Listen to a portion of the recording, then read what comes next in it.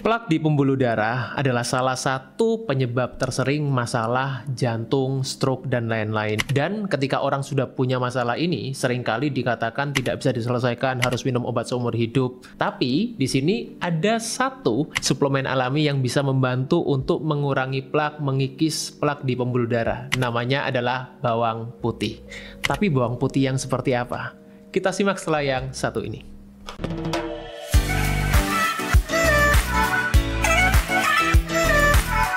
Jangan remehkan gula darah yang tinggi, karena ini bisa berdampak pada kesehatanmu yang lain. Gula darah yang tinggi itu bukan hanya karena makanan atau minuman yang manis. Kalau kamu sudah nggak makan yang manis-manis atau minum tanpa gula, kemudian gula darahnya masih tinggi, itu artinya ada yang salah dengan tubuhmu. Dan kemungkinan besar itu terjadi karena apa yang kamu konsumsi setiap hari. Masalah gula darah itu memang terlihatnya mudah, tapi faktanya jauh lebih kompleks dari itu. Karena penyebab gula darah yang tinggi itu setiap orang berbeda-beda. Pengaturan pola makan yang tepat dapat berkontribusi sangat besar terhadap masalah gula darah yang kamu alami. Dan Healthy Cook dapat membantu kamu yang punya masalah gula darah melalui pengaturan pola makan yang tepat, karena Healthy Cook ini didesain secara personal sesuai dengan kebutuhan masing-masing pasien. Untuk kamu yang ingin tahu lebih detail soal Healthy Cook, kamu bisa langsung kunjungi Instagramnya @healthycookstore, atau kamu juga bisa kunjungi link di bawah ini. Mari kita lanjut videonya.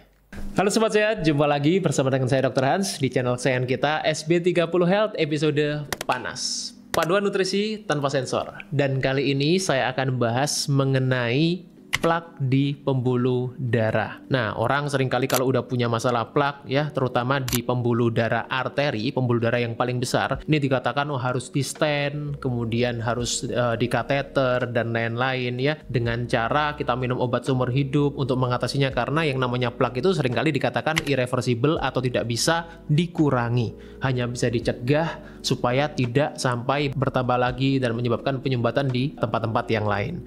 Nah, di sini saya mau share mengenai salah satu studi yang banyak sekali memberikan manfaat ya untuk kita yang sudah punya masalah plak di pembuluh darah. Namanya adalah bawang putih. Nah, tapi bawang putih ini kan sediaannya macam-macam ya.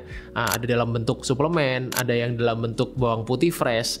Nah, yang mana nih yang bisa memberikan manfaat di pembuluh darah kita? Nah, di sini saya sampaikan beberapa studinya. Yang tadi itu, yang pertama adalah aged garlic extract. Ini bisa membantu untuk mengurangi plak di pembuluh darah arteri kita ya, terutama yang di koroner yang paling besar pada orang-orang yang sudah punya masalah metabolic syndrome. Nah, karena ini memang banyak sekali orang yang sudah punya masalah sindrom metabolik ini juga mengalami masalah penyumbatan pembuluh darah. Kemudian juga ini studi yang kedua, inhibiting progression of coronary calcification using aged garlic extract in patients receiving statin therapy. Ini pada pasien-pasien yang sudah diberikan statin, obat-obat golongan statin, simvastatin, lovastatin, atorvastatin dan lain-lain. Nah, jadi di sini ya, ini studi lanjutan mengenai ekstrak garlic ekstrak ya, suplemen bawang putih tadi. Di beberapa studi yang lain ini juga dikatakan hasilnya ini bisa menurunkan prosentase jenis plak yang mudah pecah di dalam tubuh ya, di dalam pembuluh darah dibandingkan kalau dikonsumsi untuk orang-orang yang di grup placebo. Jadi grup placebo itu yang diberikan suplemen kosong atau pil kosong, seringkali seperti itu untuk membandingkan studi ya. Nah, kemudian ini juga bisa setelah 1 tahun orang-orang yang konsumsi aged garlic extract atau suplemen bawang putih ini juga bisa menurunkan ya non-calcified plaque dan necrotic plaque. Nah, ini adalah jenis plak yang lebih mudah pecah lagi yang seringkali ditemukan pada orang-orang yang punya masalah jantung, orang-orang yang punya masalah stroke dan lain-lain. Ya, jadi ini adalah studi-studi yang bisa Sobat Sehat cek nanti di description link ya. Jadi itu banyak sekali studi-studi yang sudah membuktikan bahwa ekstrak bawang putih itu bisa punya banyak sekali manfaat. Tadi yang saya katakan plak ya, plak itu berbeda sama kolesterol, karena sampai sekarang banyak orang yang bingung antara membedakan plak sama kolesterol. Bedanya apa? Ya, jadi buat yang Sobat Sehat yang belum tahu, plak itu adalah campuran dari kolesterol, lemak, kalsium, kemudian sel yang sudah mengalami peradangan yaitu sel darah putih kita, dan juga jaringan parut. Ya, atau jaringan yang fibrosis.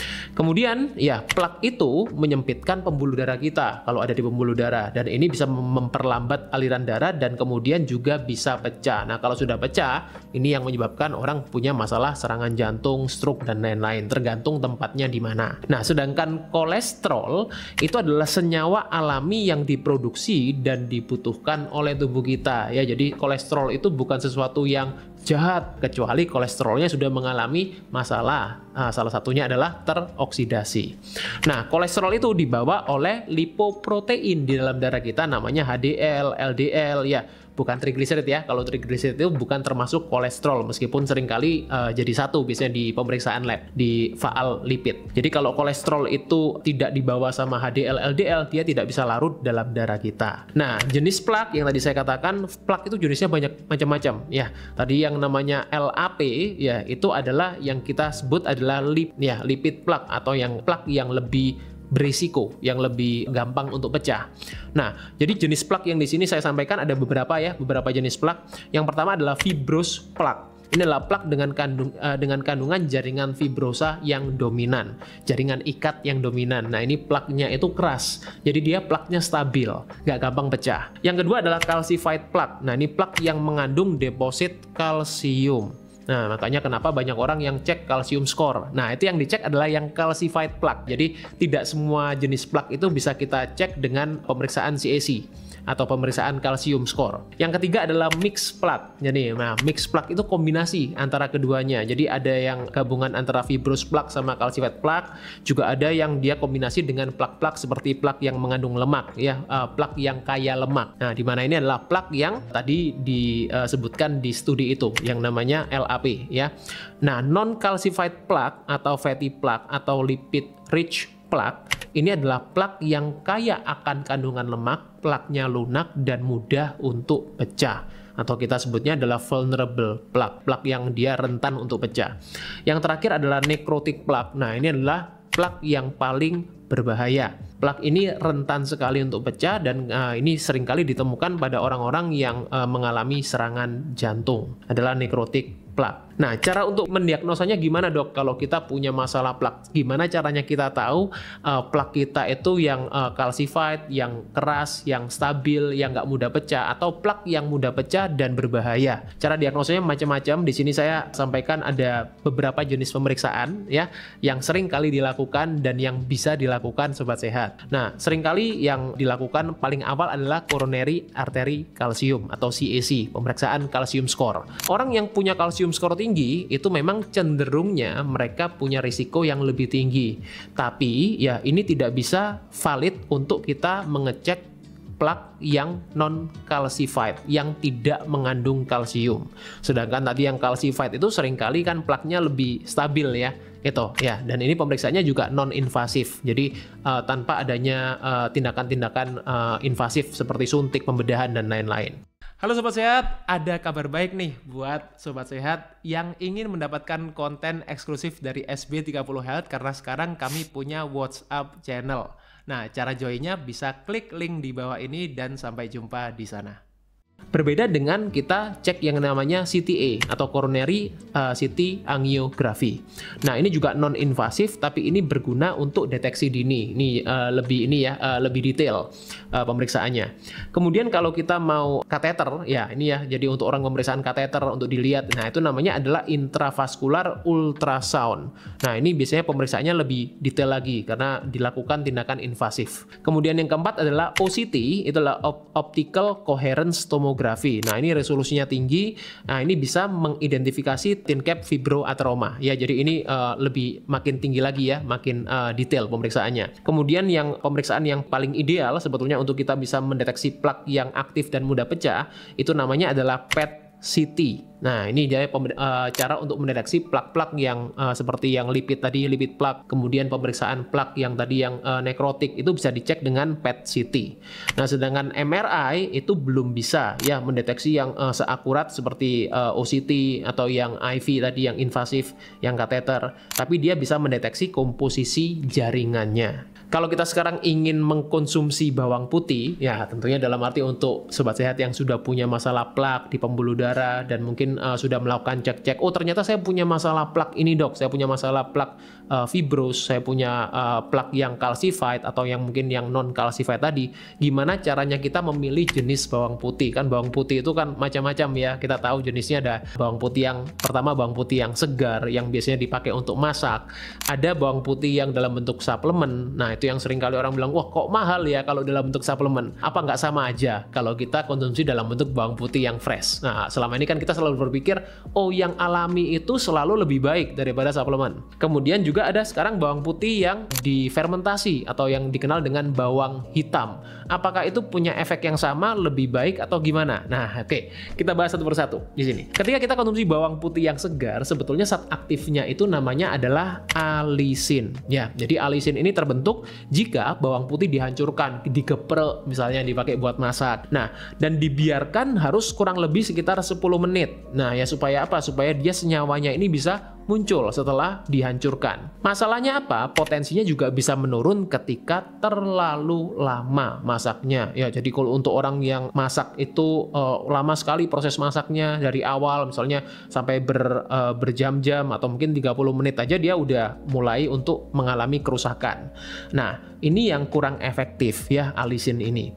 Yang kedua adalah ekstrak bawang putih. Nah, dalam bentuk suplemen tadi yang aged garlic extract atau AGE tadi itu ya. Jadi AGE atau ekstrak bawang putih ini dia yang punya kandungannya berbeda, bukan alisin tapi adalah S-alilcysteine. Ya, ini adalah zat aktif yang berbeda. Kemudian dia juga mengandung kandungan zat aktif lain ya, S-alil mercaptocysteine dan A-jun ya. Nah, inilah yang punya efek antioksidan, anti plak dan menstabilkan tekanan darah dan kolesterol. Nah, jadi karena kandungan zat aktifnya beda, dia sifatnya juga berbeda. Sedangkan alisin itu sifatnya adalah antimikroba dan anti-inflamasi. Yang ketiga adalah bawang putih fermentasi atau bawang putih hitam yang selama ini kita kenal yang rasanya enak kalau dimakan itu ya. Nah, itu kandungannya juga ada kemiripan dengan ekstrak bawang putih. Dia sama-sama punya kandungan S-alilcysteine. Dia kemudian juga punya kandungan melanoidin dan flavonoid yang tinggi. Sifatnya apa? Dia juga punya sifat antioksidan, punya sifat anti-inflamasi dan menurunkan stres oksidatif. Tapi kalau untuk sifatnya yang anti plak atau menurunkan plak, bawang putih fermentasi ini masih sangat terbatas pada hewan. Jadi studinya pada manusia itu masih sangat terbatas, berbeda dengan ekstrak bawang putih yang sudah banyak studinya yang saya tampilkan dari awal tadi. Bahkan bisa menurunkan resiko plak yang jenisnya itu rentan pecah, yang jenisnya nanti lipid, kemudian jenisnya necrotic plak, itu banyak sekali studi-studi dengan ekstrak bawang putih. Nah, terus gimana dok kalau misalnya kita mau aplikasikan di kita punya pola makan, kita punya pola hidup, apakah dengan konsumsi suplemen bawang putih itu tadi aja udah cukup? Nah, kalau kita salah aplikasinya, ya kalau kita sudah beli suplemen mahal-mahal, ya terus kemudian nggak berguna, kan juga sayang ya. Nah, jadi kita perlu tahu cara aplikasinya gimana sih di dalam pola makan kita, dalam pola hidup kita. Yang pertama, dosisnya. Ya, dosis itu penting ya, karena ini yang menentukan bagaimana efeknya dalam tubuh kita. Dosisnya kurang lebih sekitar 600 sampai 1200 mg per hari dengan dosis yang lebih baik dibagi. Nah, dosis tepatnya berapa? Tanyakan, konsultasikan ke dokter yang paham mengenai ini karena dosis setiap orang ini berbeda-beda. Ya, tergantung dari berat badannya, tinggi badannya, dan juga usianya seringkali. Kemudian yang kedua, ya konsumsinya akan lebih baik adalah berdekatan dengan waktu makan. Ya, supaya penyerapannya lebih optimal. Nah, kemudian makanan-makanan yang perlu dihindari, nah ini ya, ini juga penting. Jangan sampai kita tujuannya mau sehat, konsumsi suplemen, tapi yang dimakan makanan-makanan yang membuat peradangan. Contohnya lemak trans, ya, kemudian lemak yang teroksidasi. Contohnya kalau kita makan gorengan, ya, kemudian kita konsumsi lemak-lemak yang direfinasi, itu adalah lemak yang sudah teroksidasi. Kemudian gula atau karbohidrat olahan, terutama dalam jumlah yang banyak, nah ini akan menyebabkan kita juga mengalami yang namanya peradangan. Yang ketiga, daging olahan, ya, meskipun dia daging putih, ya daging ikan, tapi kalau olahan tetap dia menyebabkan peradangan. Kemudian alkohol yang tinggi, tentu semua orang tahu ya, ini menyebabkan peradangan di kita punya liver. Nah, sedangkan makanan-makanan yang mendukung, contohnya seperti apa? Pertama adalah sayuran yang tinggi nitrat.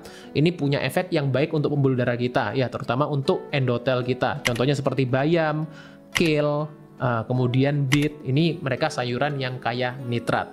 Kemudian lemak sehat, contohnya apa dok? Minyak zaitun yang murni, ya, extra virgin olive oil, kemudian alpukat, kemudian ikan laut yang berlemak, itu adalah lemak sehat.